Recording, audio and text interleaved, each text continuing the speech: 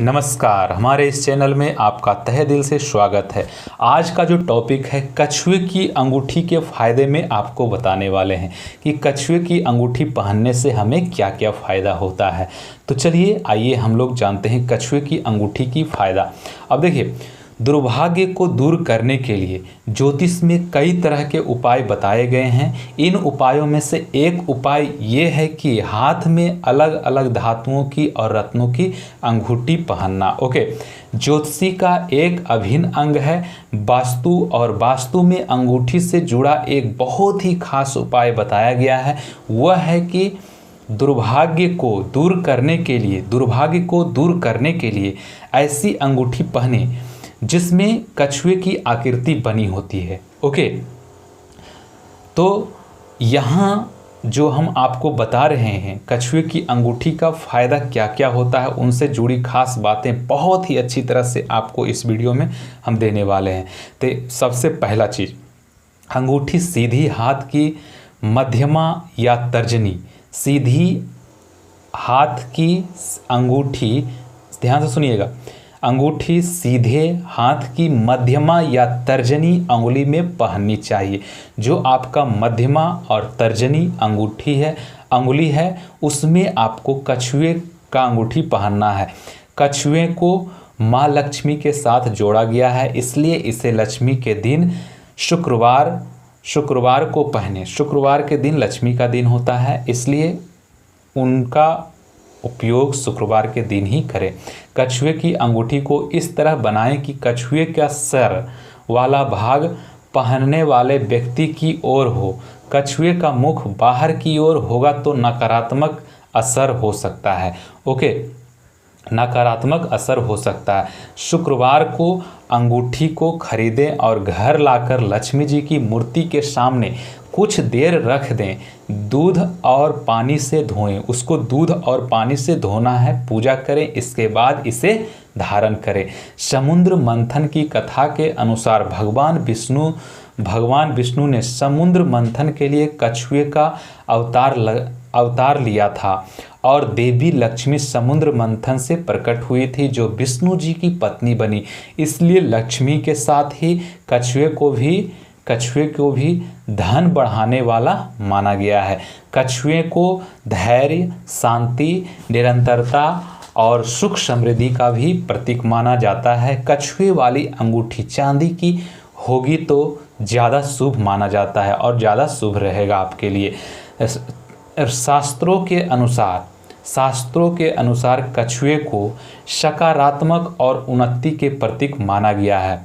रत्नों का व्यक्तियों के जीवन में हजारों वर्ष पुराना नाता है।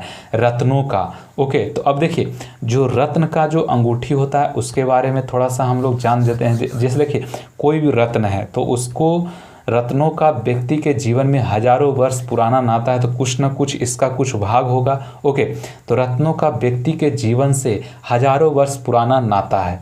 जहां एक और रत्न जमीन से हजारों फुट नीचे वह पहाड़ों की गुफाओं में से निकलते हैं, वहीं दूसरी ओर समुद्र में तथा पहाड़ों पर जुगनुओं की तरह चमचमाते पौधों की डालियों, जड़ों व फलों की डालियों में पाए जाते हैं।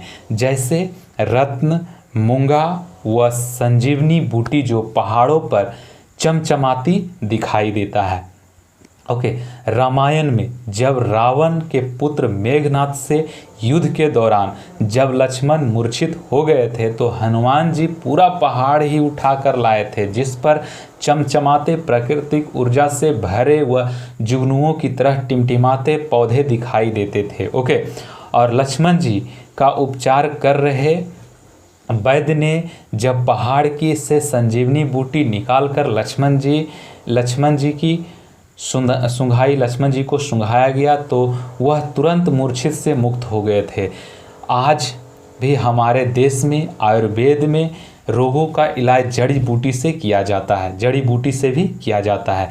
आज भी पर्वतों पर व समुद्रों में कुछ ऐसे पौधे, जड़ी बूटी दिखाई पड़ते हैं जिनकी आकृति मनुष्य के शरीर के अंगों से मिलती जुलती है और जो शायद इस ओर इशारा करती है कि जैसा कि इनका संबंध मनुष्य के शरीर से बहुत गहरा हो। रत्न स्वास्थ्य के लिए भी बहुत फायदेमंद होता है। दवा के साथ साथ रत्न का प्रयोग या फिर रोग से बचाव के लिए हमें रत्न अवश्य धारण कर लेना चाहिए। ये सारे रत्न स्वास्थ्य के अतिरिक्त भी हमारे जीवन की कई समस्याएं दूर करते हैं। जैसे सूर्य रत्न हमें यश प्रदान करते हैं, चंद्र हमारे मन को ताकत देते हैं, मंगल हमें शारीरिक शक्ति प्रदान करते हैं, बुध हमें वाणी एवं बुद्धि प्रदान करते हैं, गुरु हमें ज्ञान प्रदान करते हैं, शुक्र हमें सौंदर्य प्रदान करते हैं, शनि हमें सेवा भाव से कर्म करना सिखाते हैं। इस प्रकार सारे रत्न हमारा जीवन खुशियों से भरते हैं। आइए जानें किस रत्न से कौन सा रोग दूर रहता है। मीन्स कौन सा रत्न कौन सा रोग को दूर करता है, उसके बारे में हम जानकारी ले लेते हैं। सबसे पहला चीज़ माणिक्य, जो कि हृदय रोग और नेत्र रोग के लिए होता है। यह सूर्य का रत्न है। इसका रंग लाल होता है। जो व्यक्ति हृदय रोग अथवा निम्न रक्तचाप से पीड़ित हैं, उनके लिए माणिक्य माणिक्य धारण करना चाहिए और अच्छा होता है। यह रत्न आँखों के रोग एवं नेत्र ज्योति के लिए भी धारण किया जाता है। और दिमागी मूंगा, रीढ़ की हड्डी की तरह का पेट के आकार जैसा मूंगा, पौरुष शक्ति बढ़ाने वाला मूंगा शरीर के अंगों जैसी आकृति के पौधों से प्राप्त किए जाते हैं। ओके, और फिर इनको काट कर मशीनों द्वारा साफ करके रत्नों का आकार दे दिया जाता है।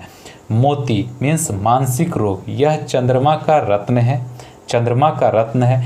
यह सफ़ेद रंग का होता है। जिनका मन बेचैन रहता है या मानसिक तनाव रहता है, क्योंकि तनाव में बहुत सी बीमारियां होती है, इस रोग से बचने के लिए उन्हें मोती धारण करना चाहिए। निराशा, श्वास संबंधी रोग, सर्दी जुकाम के लिए मोती पहनना गुणकारी होता है। मूंगा, लकवा, मिर्गी, पिलिया, यह मंगल का रत्न लाल होता है। यह व्यक्ति को ऊर्जावान बनाता है। किडनी के रोग के अलावा अन्य कई रोगों जैसे लकवा, मिर्गी, पिलिया में भी इसे धारण करना लाभकारी है। बच्चे को मूंगा पहनाने से बालारिस्ट रोग से बचाव होता है।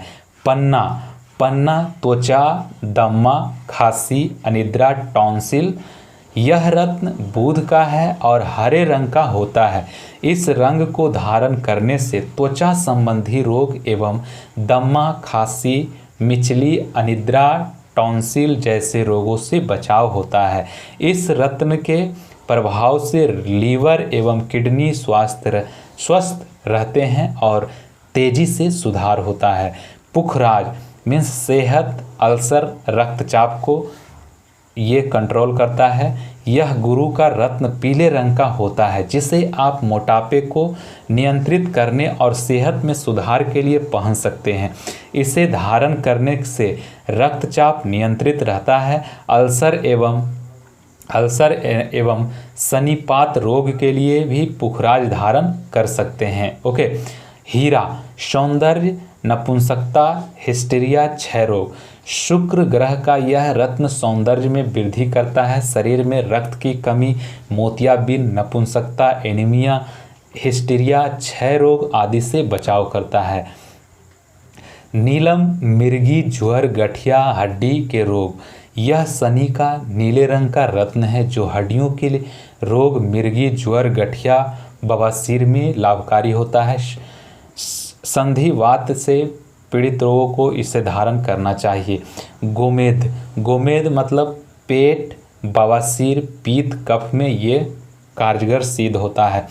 राहु का यह रत्न शहद के समान भूरे रंग का होता है। पेट एवं पाचन के रोग, बवासीर, सर्दी, कफ, पीत के रोग में लाभकारी होता है। लहसुनिया मीन्स संतान, सुख रोग, चेचक, बवासीर, ये केतु का रत्न है। ये रत्न खांसी, संतान सुख, मुख के रोग, चेचक, बवासीर, एनीमिया आदि रोग में पहनना लाभदायक होता है या लाभप्रद माना गया है। ये रत्न आप किसी ज्योतिष के सलाह लेकर ही पहने, क्योंकि वही आपकी जन्म पत्री में बता सकते हैं कि कौन सा ग्रह कमजोर है।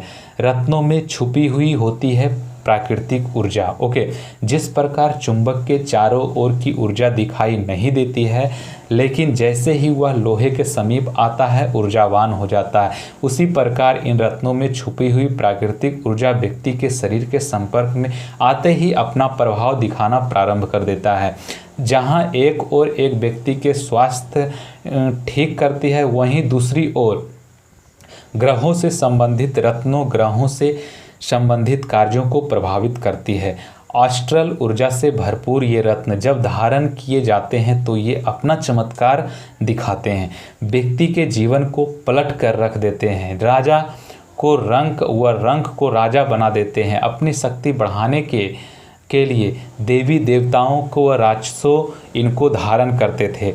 कलयुग में भी इनका बहुत महत्वपूर्ण योगदान है। राजा महाराजाओं व रानियों महारानियों ने भी इन रत्नों को अपने आभूषणों व मुकुटों पर धारण किया। आज के युगों में भी बड़ी बड़ी हस्तियां अपने हैसियत के अनुसार इनको धारण करते हैं। ओके, यदि ये माफिक न आए तो जीवन कष्ट भ्रष्ट कर देते हैं। आज भी लंदन के संग्रहालय में एक ऐसा हीरा नीलम रखा है जिसने कई हस्तियों को बर्बाद कर दिया।